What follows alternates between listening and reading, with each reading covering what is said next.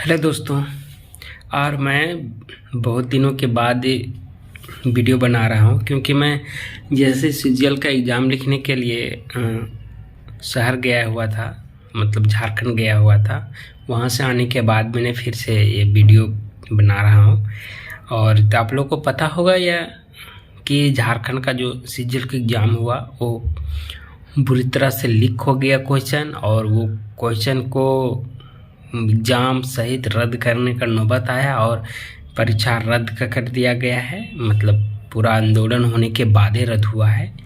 और सोच सकते हैं आप लोग इतना बड़ा धांधली हुआ, तो इस पे हम आज चर्चा नहीं करेंगे क्योंकि इस पे बिल्कुल हम बात नहीं करना चाहते हैं। जब भी यहाँ पे आता है ना कि झारखंड का कोई भी एग्ज़ाम का नाम आता है तो यहाँ इतना गुस्सा आता है, इतना गुस्सा आता है कि आप लोग सोच नहीं सकते कि कितना गुस्सा आता है। क्योंकि मेरा जो पिछला वीडियो था उसमें जो पीजीटी में धांधली हुआ, उसके बाद हमने सोचा कि शायद ही इसमें नहीं होगा, लेकिन इसमें भी हम आशंका था। और मैंने उस वीडियो में भी बताया था कि पूरा तरह से ये बिक चुका है सीट बिल्कुल, और वही हुआ, सेम वही हुआ। तो आज हम उसका चर्चा नहीं करने वाले हैं क्योंकि आज अब उसका तो मामला ख़त्म है, कहानी ख़त्म है, सरकार ख़त्म हो गया, हेमंत बाबू अंदर चले गए हैं और एक ठो आ गए हैं दादू। उनसे क्या होगा हमको तो कुछ नहीं लगता है, सिर्फ वो खड़े इसलिए उनको बनाया गया ताकि वो कुछ ना करें। हेमंत अंदर में घुसा रहेगा और ये बाहर में रह करके सिर्फ एक कठपुतली के भांति सिर्फ कुर्सी पे बैठा रहे कि हाँ चीफ मिनिस्टर है, बाकी कुछ नहीं करेगा। ये हमको पता है, आपको भी पता है और सभी स्टूडेंट को पता है। यहाँ तक कि अब पहले झारखंड का पता था, आप पूरा ऑल इंडिया सभी राज्य के जितने भी स्टूडेंट हैं सबको पता हुआ कि झारखंड में कैसा हो रहा है, कितना भ्रष्ट है, सब चीज़ पता है। तो आज हम उसके बारे में थोड़ा सा भी बात नहीं करेंगे, लेकिन वो इतना निकल गया, इसके लिए सॉरी। क्योंकि आज हम बात करने वाले हैं, मेन मुद्दा है रेलवे का वैकेंसी आउट हो गया है। आप लोग को पता है कि एलएपी का अलग वैकेंसी दिया गया है, टेक्नीशियन का अलग आएगा, ग्रुप डी का अलग आएगा, सभी का पार्ट वार जाएगा। और इसमें से फ़ायदा ये है कि जो वैकेंसी पहले कितना आता था कि 5 साल के बाद आता था, इसके बारे में बताएंगे कि अब वैकेंसी कब आएगा।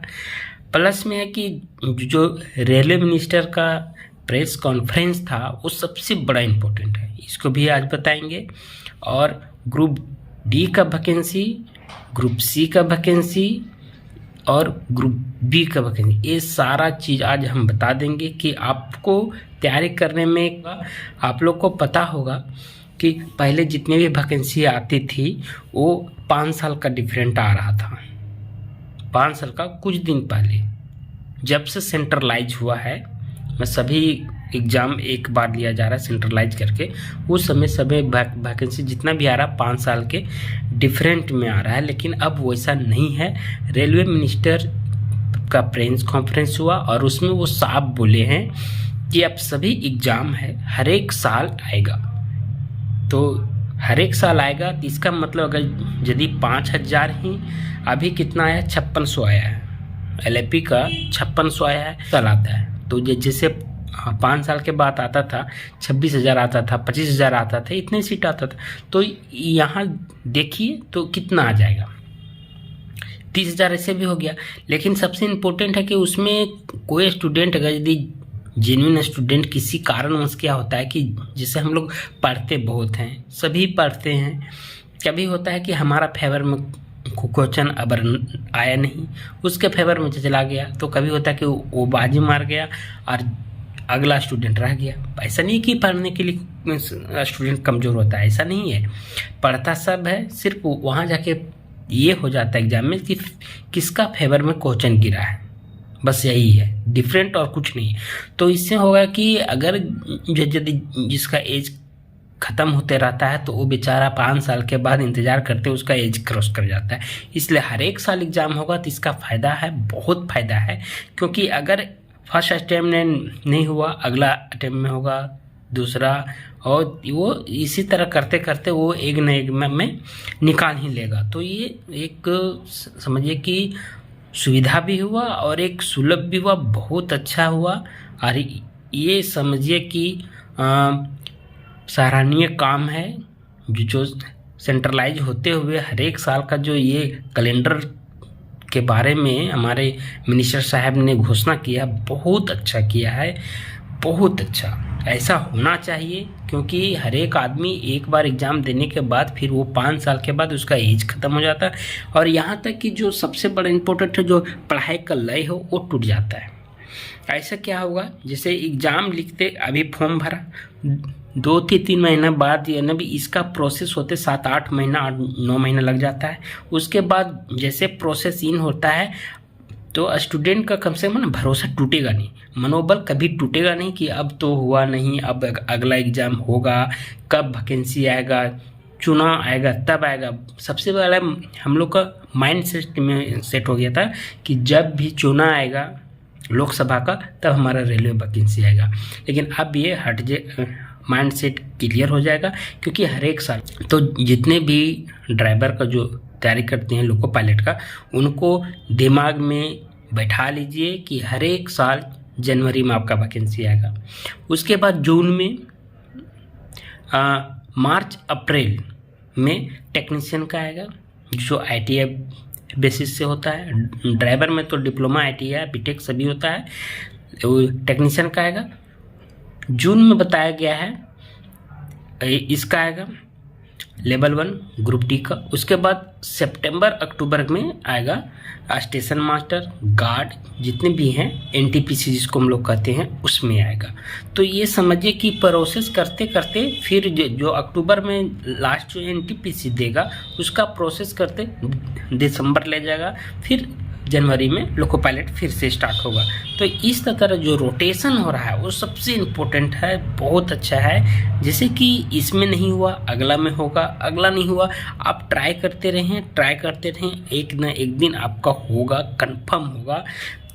इतना जानिए कि मेहनत जो करता है वो बेकार नहीं जाता है, बेकार बिल्कुल नहीं जाता। आप लोग निश्चित हो कि इसमें मेहनत कीजिए। और अबर तो हम एक चीज़ बताना चाहते हैं, जो ITI कैंडिडेट है ये ITI के लिए बेहद इम्पोर्टेंट है। और ITI कैंडिडेट अगर यदि अब बेरोजगार रह गया तो समझिए कि उसका कुछ नहीं हो सकता।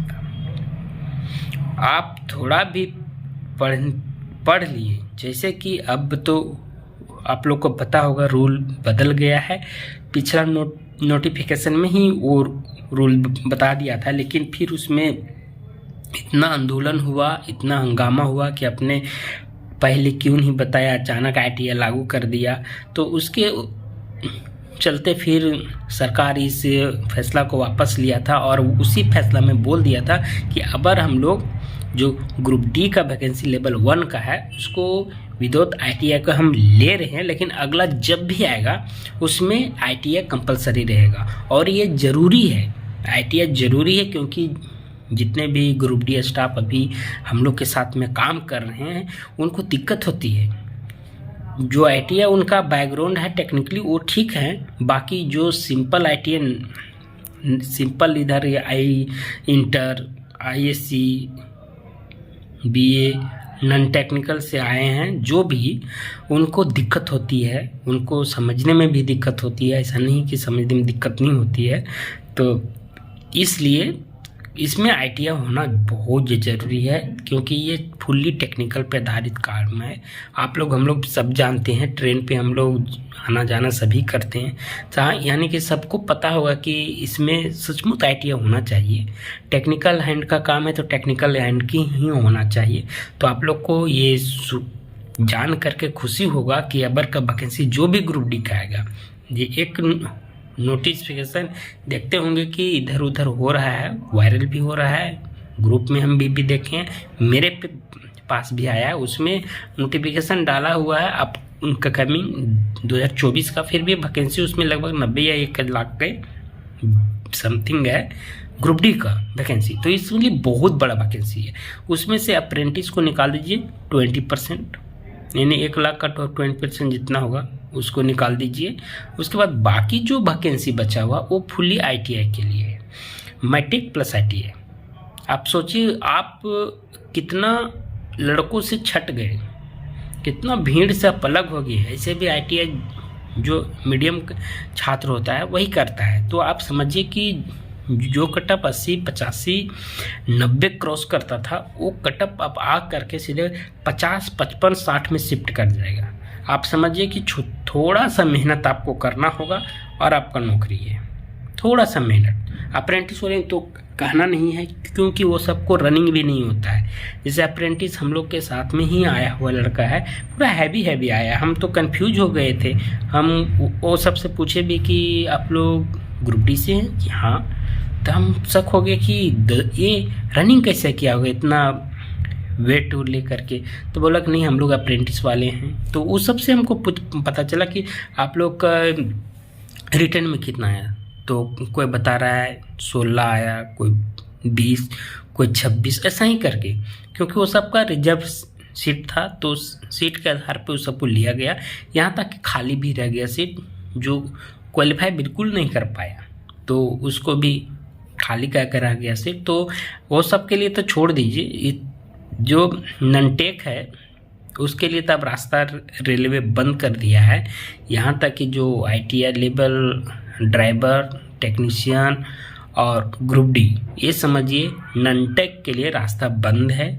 आप इसका तैयारी बिल्कुल ना करें। आपको करना है तैयारी तो आप NTPC का कर सकते हैं, जो ISC लेवल पे आता है। और एक है टेक्निकल में आप लोग का ISC का बचा हुआ, वो है सिर्फ सिग्नल डिपार्टमेंट का। उसमें वो ISC वाले में भर सकता है, लेकिन उनका सीट बहुत कम होता है।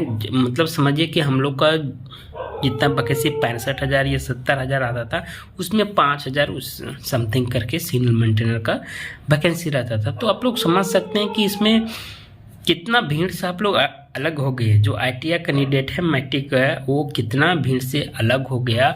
और ये समझिए कि बहुत अपॉर्चुनिटी है। अगर यदि आप इसमें खो गए तो समझिए कभी मिल नहीं पाएगा, क्योंकि बहुत अपॉर्चुनिटी है।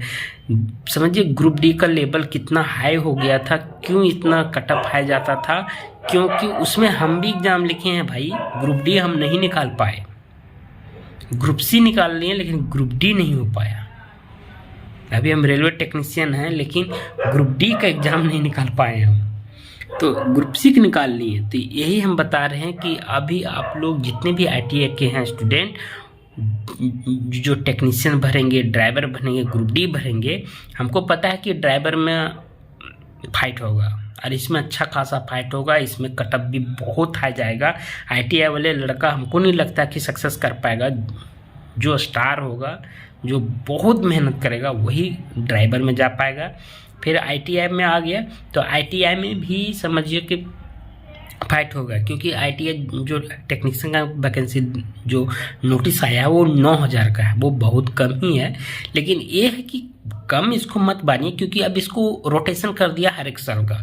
तो हर एक साल में ये वैकेंसी बिल्कुल कम नहीं है। आप लोग एकदम शांति से तैयारी कीजिए और आंदोलन पर ध्यान मत दीजिए, क्योंकि अब समय कम है। एग्ज़ाम वो ले लेगा, क्योंकि चुनाव है, और चुनाव के एग्ज़ाम PT हर हाल में वो ले लेगा। बाकी का प्रोसेस बाद में होते रहेगा, डॉक्यूमेंट वगैरह का होते रहेगा, लेकिन एग्ज़ाम ले लेगा भाई लोग। इसीलिए आप लोग आप आंदोलन पे फोकस ना करें और चुपचाप पढ़ाई पे ध्यान दें। तो हम लोग को ये भी हमको पता है कि जितने भी ड्राइवर और टेक्नीशियन के लिए ये आंदोलन कर रहे हैं, उनके पास ITI का डिग्री है। जब ITI का डिग्री है भाई, तो आप ऐसो अभी तैयारी करो। इसमें नहीं होगा तो आपका ग्रुप डी में हो जाएगा। होने के बाद आप अगले वर्ष ड्राइवर टेक्नीशियन में ट्राई करना। तो पढ़ते रहने से उधर भी आपका हो जाएगा। तो ये ही बात बताने के लिए आज हम भी वीडियो बनाए हैं। और बहुत उधर से हम फ्रस्ट्रेट होकर के आए थे CGL के एग्ज़ाम। एक तो सेंटर हम यहाँ से समझिए कि सबसे पहले हम कलकत्ता से जा कर के रांची में एग्ज़ाम दिए। एग्ज़ाम देने में फ्रस्ट्रेट हो गए, घर गए, घर से यहाँ आए। तो ये वीडियो सोचे कि अब बना देते हैं, क्योंकि समय नहीं है और आप लोग को तैयारी बहुत स्मार्ट तरीके से करना होगा। आप इधर उधर के बातों में ना हटें। और सबसे बड़ा इम्पोर्टेंट है कि ऑनलाइन कोर्स है, उससे आप ले भी सकते हैं, नहीं भी ले सकते हैं।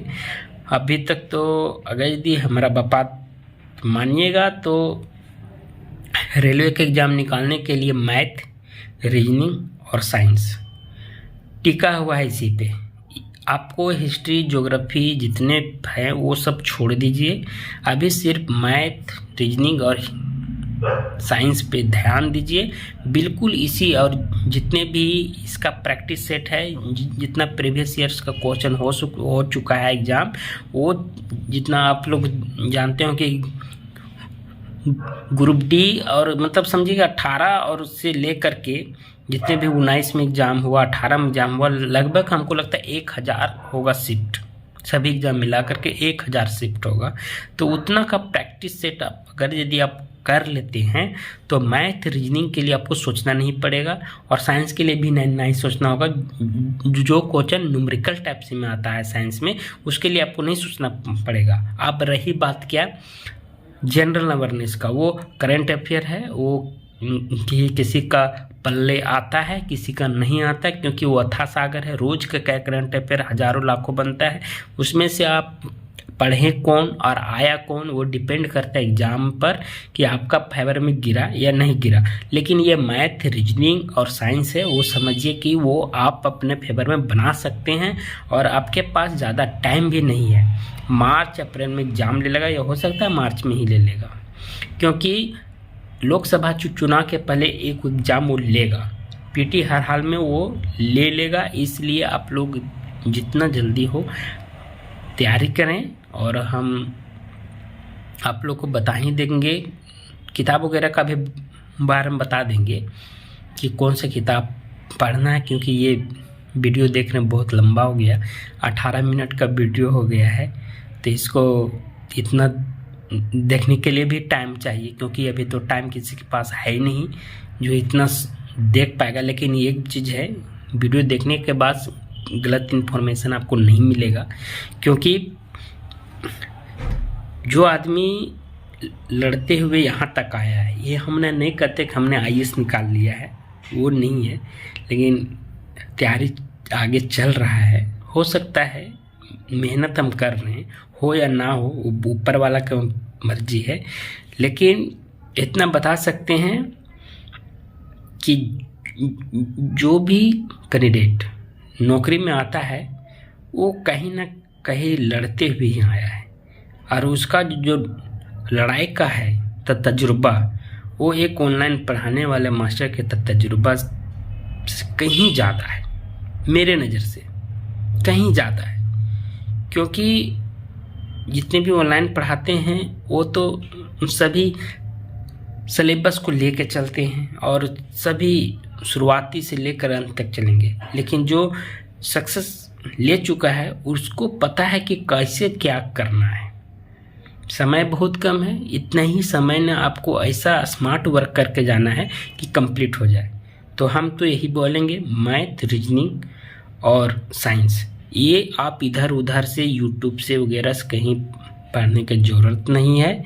आप लोग रुक्मणी या प्लेटफॉर्म का या किरण पब्लिकेशन का, ये हम कोई किताब प्रचार नहीं कर रहे हैं, लेकिन ये किताब है जो प्रीवियस ईयर से रेलवे का जितने भी प्रीवियस ईयर्स क्वेश्चन दिया हुआ उसी को आप लोग से कर लीजिए।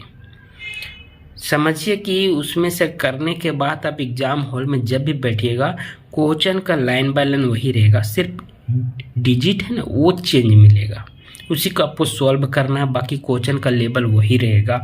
और आप लोग को पता है कि टीसीएस जो है वो एग्ज़ाम का जो लेता है वो लेवल ही हाई रहता है, ये चीज़ आप लोग को ध्यान में रखना होगा। तो देख लीजिए कि टीसीएस का एग्ज़ाम का लेवल कैसा है, जो प्रीवियस ईयर्स का क्वेश्चन है जितना है सब उसको कंप्लीट कर लीजिए। आज यहीं तक है, बहुत लंबा वीडियो हो गया है। तब तक के लिए जय हिंद, पढ़िए और अच्छा से तैयारी कीजिए। Best of luck.